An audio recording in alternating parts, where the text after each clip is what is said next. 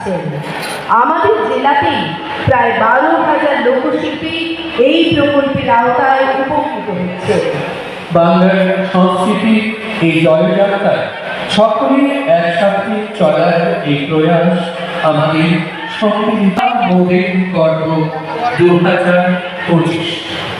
মাননীয় মুখ্যমন্ত্রী মমতা বন্দ্যোপাধ্যায়ের উদ্যোগে পশ্চিমবঙ্গ সরকারের তথ্য ও সংস্কৃতি বিভাগের আয়োজনে ও পশ্চিম মেদিনীপুর জেলা প্রশাসনের সহযোগিতায় বাংলা মোদের গর্ব অনুষ্ঠান 2025 আপনাদের সবাইকে স্বাগত জানাই আমাদের এই 3 দিন ব্যাপী মহতী উদ্যোগে।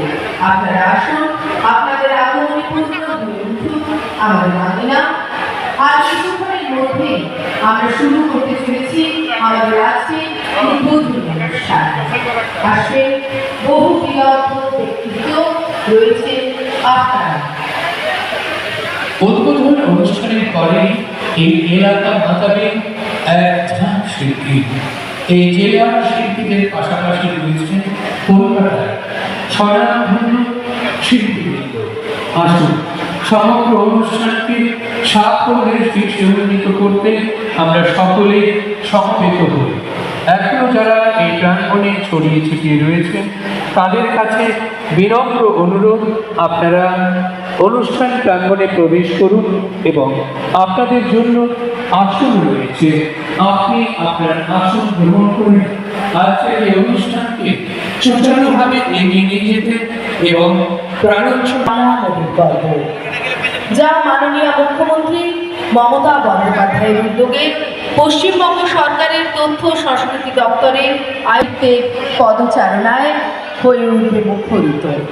আপনাদের সবাইকে স্বাগত জানাই আমাদের এই মহতী উদ্যোগে সামিল হওয়ার জন্য।